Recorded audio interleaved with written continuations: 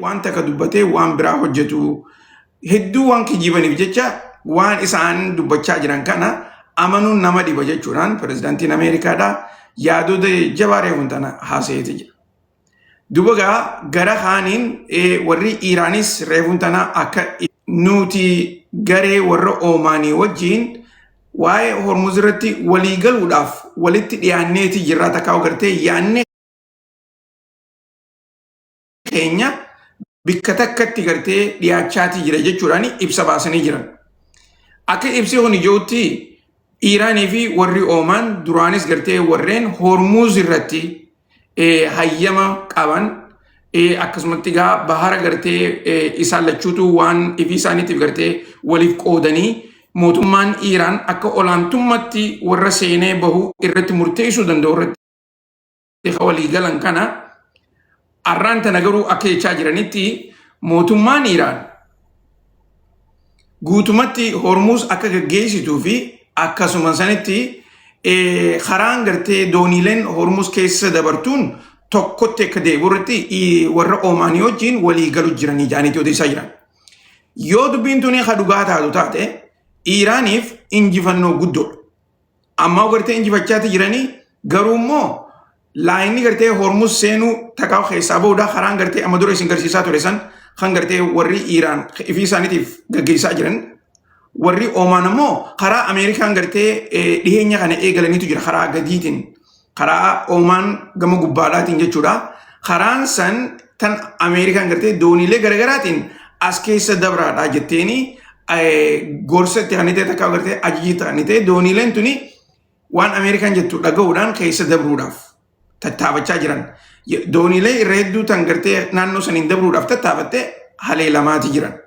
Mootummaan Iraan yoo gartee nuti hayyama isinii kennine malee akkasuma sanitti karaa nuti irra deemtan isiniin jenne malee karaa tokkollee nu seenuu sin dandeessanii bahuu sin dandeessan jechuudhaan dooniilee tan haleelaa turan. Okay? So sanis gartee akkasitti quba qabaadhaadha. Amma gaa gareeleen gartee biyyoottan Arabaa akkumaan amma dura isinii himaa turetti qaanyii takka malee guyyaarraan tanaa Iraanii wajjiin hariiroo haareetti gartee eegaluudhaaf hujii eegalaniiti jiran. Keessattuu Saudi Arabiyaanis United Arab Emirates akkasumas warri Bahareenii fi warri Kuwaitis hariiroo addaatiin nuti amma booda rabshaa gartee takka lola kana haareetti eegaluu dhiifne yoo hariiroo teenya tana karaa gartee warra ollaadhaa takka immoo warra daldalaatti jijjiirannee waliin marii goonee ja'aniiti gaa odeessaa jiranii. Inumaatu isaan qofaa miti warreen gartee Yuurooppiidhaa biyyi akka Beeljeem faanis gara isaaniitiin Beeljeemis Yukureenis nuti ulii booda gartee Iraanii wajjin wal loluu hin barbaannu marii gartee karaa nagayaatti waliin hojjechuu barbaanne jechuudhaani ibsa gartee miidiyaan Reuters fi akkasumas AFP'n ibsa kana baasaati jira. Sogaa kana keessatti gartee wanni hedduu nama dhibdu takka aarii mootummaan Israa'el guyyaa kaleedhaa garsiifterraa. Aariin tuni tamaaliiti yoo jettan warri Israa'el pirezidaantiin Ameerikaadhaa wiikendii kana takkaa gartee guyyaa sabtiidhaa ala daganama jechuudhaan naannoo adda addaatti Iraan tana akka malee haleellaa jechuudhaan dubbatee ture. Warri Israa'elis waan san gartee irratti qophaa'anii inumaatu gartee xayyaarota lolaa isaanii hunda qopheessanii Iraan haleelle jechuudhaan eeggachaati turan. Garuu odoo gartee isaaniin hin mari'atini pirezidaantiin yaada isaa jijjiire. Kanarratti warri Israa'el inumaatu gartee Ameerikaan diina duratti nu qabu barbaaddi malee lola kanarratti gartee akka waliigalle sanitti gaggeessanii Iraan tana diiguudhaaf hin deemanii jaaniiti gartee odeessaa jira. Tanarratti mootummaan Israa'el akka malee aara qabdi. Okay? Akka malee aara qabdi inumaatu ammallee gartee yeroon hin dabarre haleellaa eegalii jechuudhaani pirezidaantii Ameerikaadhaa gaafachaa jiran. Garuu pirezidaantiin Ameerikaadhaa akka gartee irra deddeebi'ee jechaa jirutti warreen biyyoottan jiddu galeessa bahaa kuni Iraan nutti hin haleelinii. Yoo gartee haleelu taate jireenyi biyya teenyaatis waliin diigamuudhaaf ta'a. Akkasuma sanitti infrastructure fi gartee gaazni biyyattiidhaatis waan diigamuudhaaf ta'u jecha ikonomii addunyaatu rakkoo hamtuu keessa galuudhaaf ta'a. Tana gartee yoo ati irra dabartee wayyaadha jechuudhaani nagaafatan je'eeti dubbachaa ture. Garuu oduun tuni gaa namayyuu bira dheeyxeeti jirti miidiyaaleen irraa haasawanii jiran pirezidaantiin Ameerikaadhaa hoggumee qarraa barreesseeti jira. Wanni gaa oduu tanarratti akka malee nama ajaa'ibsiisu keessaa pirezidaantii Ameerikaadhaa miidiyaaleen tokko gartee loluma kana bira dabruudhaaf takkaa'u gartee warra Iiraan sodaachisuu fi waan kana haasawu malee hujii irratti gartee jijjiiruudhaaf hin deemu jaaniiti gartee isaan gara isaaniitiin haasawaa jiran. Okay. Duba gaa tanarratti wanni gartee hedduu nama ajaa'ibsiisu takka isiniin garsiisa. Yeroo duraatiif mootummaan Saudi Arabiyaadhaa haasawa gartee isaan pirezidaantii waliin godhan gabbaasanii hin beekan. Hogguu gartee pirezidaantiin Ameerikaadhaa akkanatti gartee haasawa goone je'ee waan takka irraa hogguu haasa'u isaan gartee read out jaaniinii takka gartee haasawa sagaleedhaa tan gartee pirezidaantii fi warri biraa godhu gadi hin baasan. Marsaa tana garuu immoo yaada gartee pirezidaantiin Ameerikaadhaa jechaa jiru kana namayyuu amansiisuudhaaf isiniin garsiisa.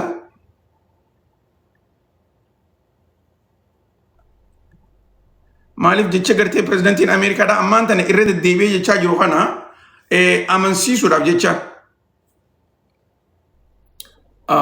Let's see. Asin jirtu na eegaa takka.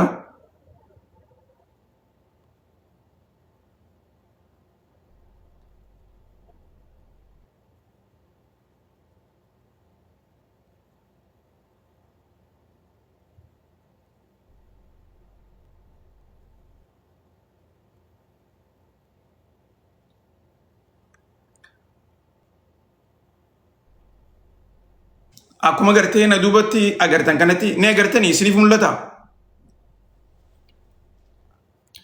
Yoo isiniif mul'ata miti.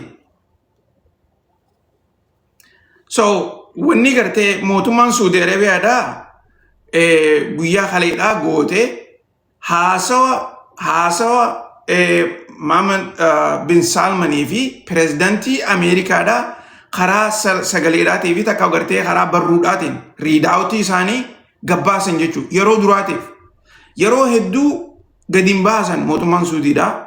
Takka immoo jechoota gartee gabaabaa haasawu gartee Mohammed bin Salman pirezidaantii Ameerikaatti wajjin haasoo godheeti jira.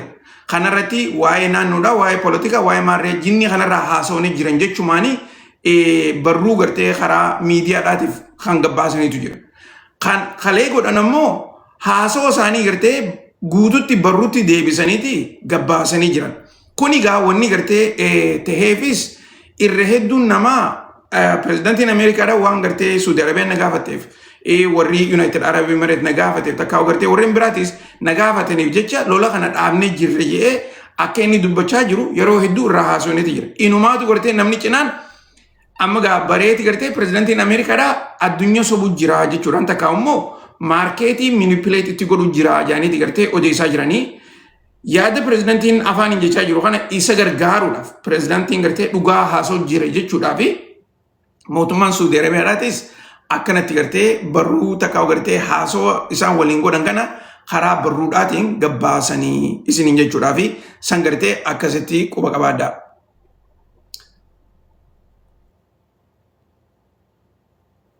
Okay.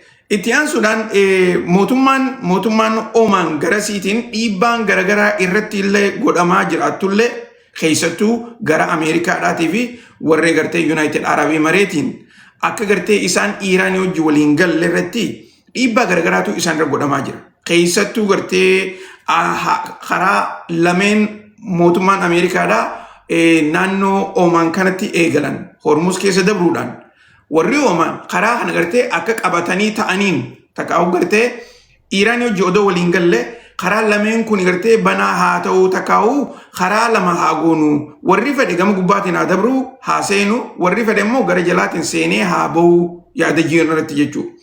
Kanarratti gaa warri Oman kuni yeroo dheertuu gartee gara yeroo oggoota kataka gara Ameerikaatti garagalan oggoota kataka gara warra Iiraan garagalan inumaatu gartee bikki gartee isaan dhaabbatan haalaan gartee nama hundaa'u rakkisiisaa turte haa taatu malee guyyaa lameen dabre kana keessatti marii guddoodha isaan kun Iiraan keessatti gaggeessaa turanii yeroo Iiraan dhaqan hunda Iiraan hojii walii galaniitu dhufan.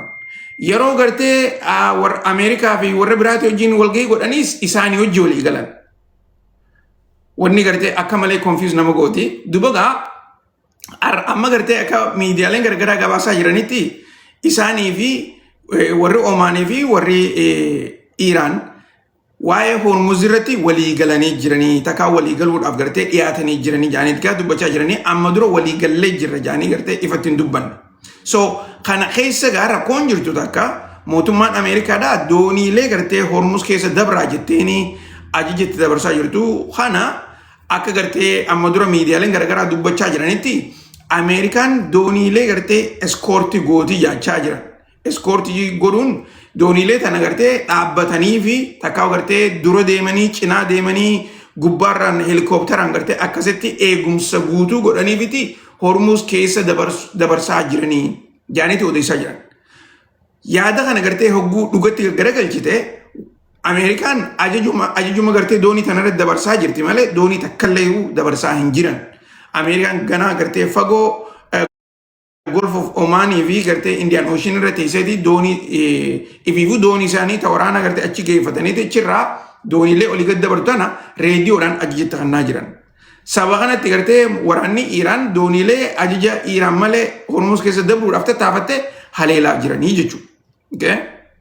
So yaada kana keessatti gartee maaliif gaaffii namni hedduun gama duubaatiin na barreessaa jiru irratti gartee keessattuu marii Iiraanii fi warra Hormuz jidduutti warra Oman jidduutti nama hedduutu confused ta'u jira.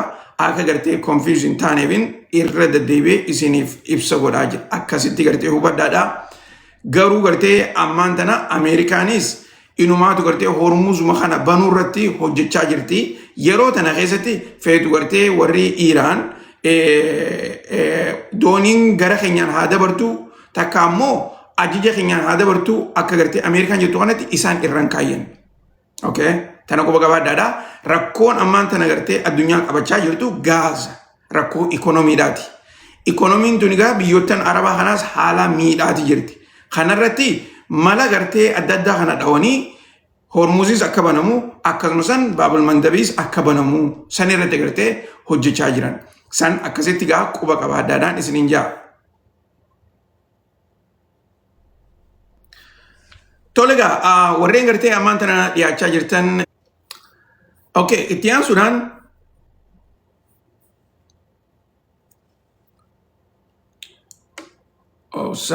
obsan eeggaddaadhaa itti dhufnaa. Inumaatu warraan tana oduu ajaa'ibaa takkaan isinii qaba. Yoo gartee boodarratti takkaa gartee oduu tana eegaan isinii fixe booda oduu saniin isinii hima. Duuba waan gartee Suudi Arabiyaatii fi akkasuma san jiddu galeessa bahaa kanarratti gartee irra deddeebinee haasawaa jirra. Kana hunda ni beeytanii ni dhageessaniis. Mee waan akka footoo takkas isiniin garsiisaa. Laala as duubatti inumaatu gartee tuni biyya Iraaq keessatti Mohammed bin Salman qushaashaa takkaa gartee gaarbeeji irratti gartee footoo isaa maxxansaniiti akka qushaashaatti laalamaa jedhanii arrabsaa jiran biyya Iraaq keessatti. Okay? Qaceeloon laalaadha yoo gartee isiniin mul'ate akka gartee isin argitaniifin sarkiliitti godhee jira. Qushaashaa jedhaniiti gartee ummanni Iraaq akkanatti kunoo isa balaaleffachaa jiran. Okay? Wanni gartee keessaanuu akka malee nama ajaa'ibsiisu keessaa ummanni Iraaq isa balaaleffannaa tana gartee wanni isarra fidaniif hin irraanfatinaa. Suudi Arabiyaan gartee mootummaan Iraaq tuni tan gaafa gartee Saddam biyya bulchaa ture sanis akka gartee diigamtuu warra shoora guddaa taphate irraayi. Sanirratti gartee ammaan tan ammoo torbaan dabre keessa Ameerikaadhaa fi isaan hoguu gartee haleellaa xayyaara lolaatiin Iraaq keessatti gaggeessan sanitti nama hedduudhaatu dhume. akkasuma sani gartee garee waraanaatis warri dhuman ni jiranii tuni mootummaa Iraaqii fi akkasuma san ummata Iraaq haalaani aarsaa jirti gaddisiisaati jirti. Kanarratti gartee Maamad bin Salman lola nurra banuu isaatiif inni kun gartee akka qushaashatti nu biratti ilaalamaa jechuudha. Egaa footoo isaa tana gartee akkanatti gartee gaarbeeja adda addaa hundarratti maxxansaa jiran. Keessattuu gartee naannoo akka Karbalaatii fi naannoo gartee isaan dheengadda haleelan sanitti jechuudha. Okay? So guutumatti gartee yeroon torbaan kuni torbaan Ashuraadhaa na fakkaata. Warreen gartee amantii Islaamaa gaa warreen Shiyaadhaa keessattuu gartee jimmata dabre kanarraa eegalanii akka malee ayyaaneffachaati jiranii. Ayyaana kana gartee namni kun egaa bikkee hedduurraa dhufeeti gartee magaalota Iraaq kana keessatti ayyaana isaanii gaggeessanii. So achirratti gartee akkanatti kunoo footoo isaanii tana gartee ifatti balaaleffachaa jiranii isiniin jechuuf. Okay.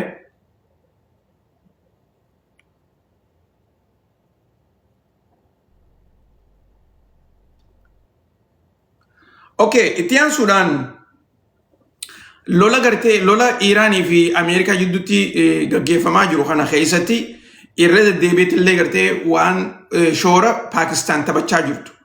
Keessattuu Asii Muniir Kajaanii gartee itti gaafatamaa waraana Paakistaan kun taphachaa jiru isinii himeetiin jira.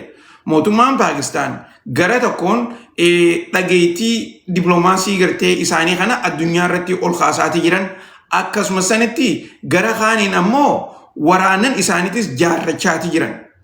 Gara tokkootu jira kan gartee namni irra hedduun irraa haasawaa hin jirre daldala gaazaa kan gartee Asii Muniir keessa jiru. Okay? Asii Muniir gaaza gartee akka ajaa'ibaatti inumaatu akka korporeeshina gurguddaatti gartee gaaza gurguraa jira. Gaaza daldalachaa jira. Kana keessatti gaaza Iraan irraa bituudhaan gatii rakashatti fuudhee gartee magaalota addunyaa irratti dhiyeessee gurgurachaa jira. Oduun tuni dhiyootana jalaa baate garuu akka gartee ifatti dhiyootana jalaa baate garuu immoo haasoonni kun amma duras gartee deemaatuma ture jechuudha. Sababni gartee pirezidaantiin Ameerikaatis akkasumas aangaa'onni addunyaadhaa irra hedduun isaanii Paakistaan tana gartee akka biyya lola kanarratti gartee shoora guddaa taphachaa jirtu keessattuu karaa dippiloomaatiitiin namayyuu akka amanee gartee isaan hojii mari'achaa jiru kan garsiisaa jiru waan isaan gartee lafarratti hojjechaa jiran jechuudha. Kana keessatti egaa inumaatu gartee lola Iraan kanarratti Paakistaaniitu namuurra gartee namuu ol injifatee jechuudhaani odeessaa jiran. Okay. Hogguu akkana jaan maal jechuu jiran? Paakistaan inumaa gartee ammaan tana dhageettii addaa gartee karaa dippiloomaasiitiin addunyaa irratti argachuusiidhaati. Kana keessa humnoottiin gurguddoon akka gartee Ameerikaatii fi warri Chaayinaadhaatis isaaniin mari'atanii waan barbaadan isaan keessan dabarsu. Kana gaa hogguu gartee biyyoottan gurguddoon tuni gartee si mari'atan ati gartee yaada isaaniitis ni barta. Eenyutu qaama dadhabina qaba, eenyutu qaama jajjabaa qabas ni barta. Akkasumas sanitti gartee feetu yaada sanuu gartee jijjiiruu ni dandeessa. So shoorri ati taphattu shoora guddaadha jechuudha. Okay? Kana keessatti odoo gartee biitika Hindii faan jirtu akkamitti Paakistaan addunyaa irratti gartee shoora kana taphatti jaanii warreen Hindiidhaa keessattuu gartee poolitishaanotaa fi miidiyaaleen biyya Hindiidhaa akka gartee yaa'ii godhaa turan jidduu lolaa san isinii meetiin ture.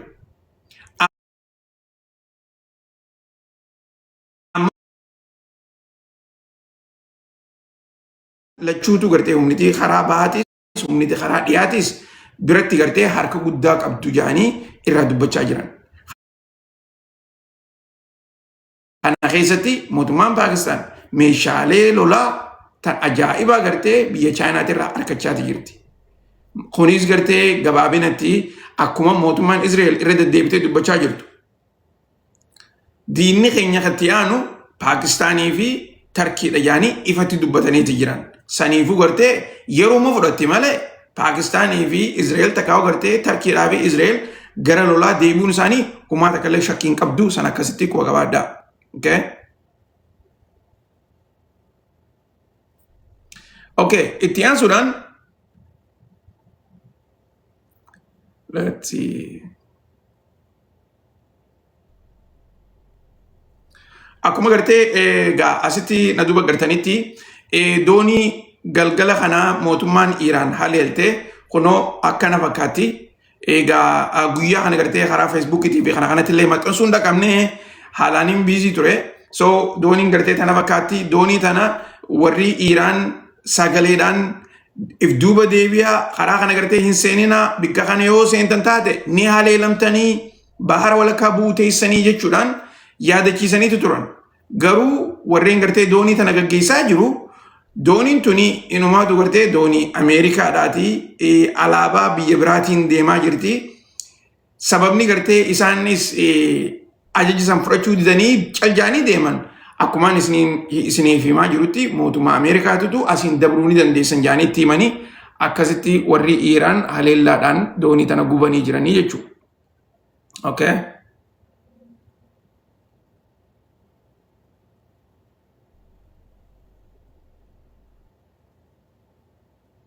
Okay, itti aansuudhaan haleellaalee guyyaa irraan tanaa Raashiyaa keessatti gaggeeffamte keessatti dhugatti akka malee gartee waan nama gaddisiisu keessattuu gartee yeroo uummanni gaa bikka bashannanaa gartee riizoortiidhaa fi bahara gubbaa irra jiru kana gartee wanni asitti agartan kun dirooniidha. Dirooniin kun gartee uummatuma bahara irra jiru kana haleela. Yoo xiqqaattee nama 40 oliitu madaawee jaanitii odeessaa jiranii namni ilaa gartee ammaan tanaatti toora gartee nama 10 nama 10 wayitutu du'ee jaanitii gaa dubbachaa jiran. Haleellaan tuni bikka takka qofaa miti. Inumaatu gartee akka odeessaa jiranitti bikka 18 oli kan diroonnan kun akkanatti haleele. Mootummaan Raashiyaadhaa garasiitiin kunoo addunyaan arkuu qabdi. Mootummaan Yuukireen tuni waraana haleeluu dhiiftee yoo takkaa gartee lola waraanaa wajjin godhuu dhiifteeti ummata nagayaa gartee warra bashannana jiru takkaa gartee warra boqonnaadhaaf ifiisaa gartee wanta godhaa jiru yeroo dabarsaa jiru kana haleelaa jiranii jechuudhaani gartee akkanatti irraa mari'achaa jiranii ifatti illee gartee footoodhaa fi viidiyoolee garaagaraa gartee irraa dubbachaati jiran. Gara kaaniin mootummaan Raashiyaatis haleelaalee jajjabduu karaa gartee warra Yuukireen kanarratti gaggeessaati jiran. Inumaatu akka gartee odeessaa jiranitti haleellaan ammaan tana isaan irra gaggeessaa jiran kuni haleellaa xixiqqoollee odoon taane lola gartee lafaa isaan kaa'ee isinii fakkaattee.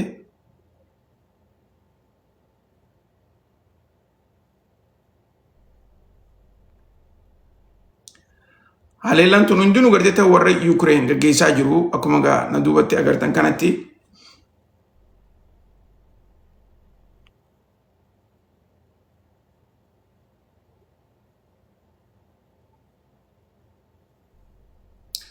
Laala.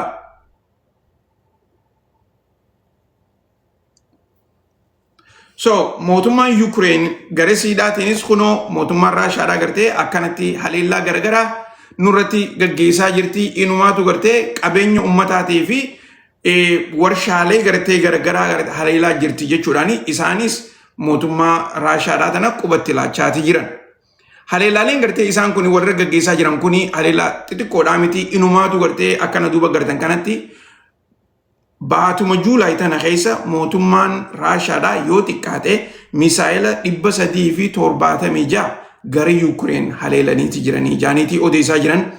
Inumaatu gartee misaayiloota kanaas gartee lakkoofsa isaanii adda baasuudhaan kaan gartee balastik misaayiliidha, kaan gartee misaayiloota gartee saalid fiyuulii katee fi inumaatu gartee misaayiloota akka haariyaa ammaan tana isaan lolarratti itti fayyadamaa jiran kana hundaa'u lakkoofsa isaaniitiin adda baasaniitii himaa jiran. Kana keessa gartee dhumaatiin namaatis yoo xiqqaattee lakkoofsi akka malee gartee guddaadha. Inumaa haleellaa gartee guyyaa baatii tana dura irratti gaggeessan dura dursoo nama 30 guyyaa tokkotti ajjeesuudhaan kalolli kun eegalame daranuuti gartee lakkoofsi namaatis hoddommaatee itti fufaa jira jaaniiti gaa odeessaa jiran. Tana qofallee odoon taane mootummaan Raashiyaadhaa guyyaarraan tana akka ibsa baasanitti magaalota adda addaa keessattuu gartee naannoo karaa baha Yuukireenitti magaalaa lama haaree fudhataniiti jiran. Magaalaan lameen tuni magaalaa waraanni Yuukireen yoo xiqqaattee amata lamaa oliif akka malee gartee 45 godhanii boombiilee adda addaa lafa hundatti hidhanii karaa tokko gartee akkan dabarre godhanii warra Raashaadhaa kana duubatti deebisaa turan. Magaalota kana hunda gartee arra dhuunfataniiti jiranii jaanitigaa footoodhaa fi viidiyoolee gartee naannoo sanirraa gabbaasaniin agarsiifachaati jiranii isiniin jechuudhaaf. Okay.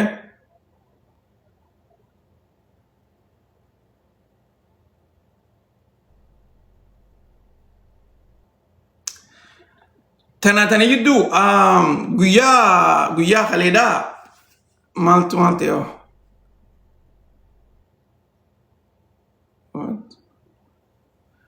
gudakka harka isanii taaptaa godhaa tiktaakii yaa eegalee jira. I think footoodhaan. Tolega guyyaa kaleedhaa pirezidantii Prime Minister Israa'elii fi akkasumas ministeerri hajaalaa kan biyya Iiraan Abbas Aragaacheen jechoota adda addaa gartee walitti deddeeffachaa turanii sanis gartee karaa miidiyaatiin. Abbas Aragaach ministeertichi Israa'el akka jirutti nuti impaayeroota gurguddaa addunyaadhaa gartee firraa dhorkinee keessa dabarreeti jirra.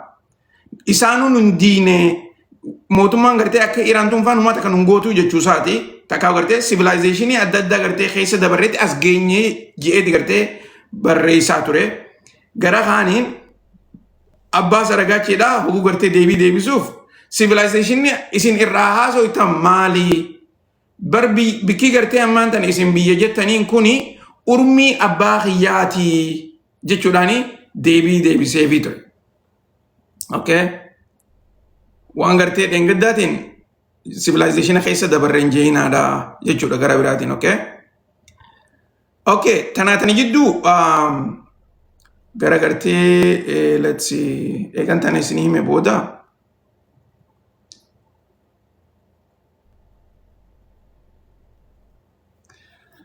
Okay. Lola gartee karaa biyya teenyaatti achi garagallaa namni hedduun miidiyaaleen gartee garagaraa Itoophiyaadhaa fi gareen TPLF tuni wal lolaati jiranii takkaa lola eegalanii jiran jaaniiti kaa odeessaa jiranii garuun ani dheengadda isinii himeetiin ture guyyaa sabtiidhaa hogguun isinii himu lolli kuni lola gartee haareetti garee TPLF fi mootummaa federaalaa jidduutti eegalamee mitiin isiniin jee mootummaan federaalaa waan gartee naannoo boordera Suudaanii fi Itoophiyaa jidduudhaa san waan achitti arkan san gartee dhaabuudhaaf takkaa gartee waraana TPLF kana kan olii gad deemaa jiru karaa itti cufuudhaaf jecha lola bana malee lola gartee kana guututti eegaluudhaaf miti jeetitiin gartee isinii himaa ture.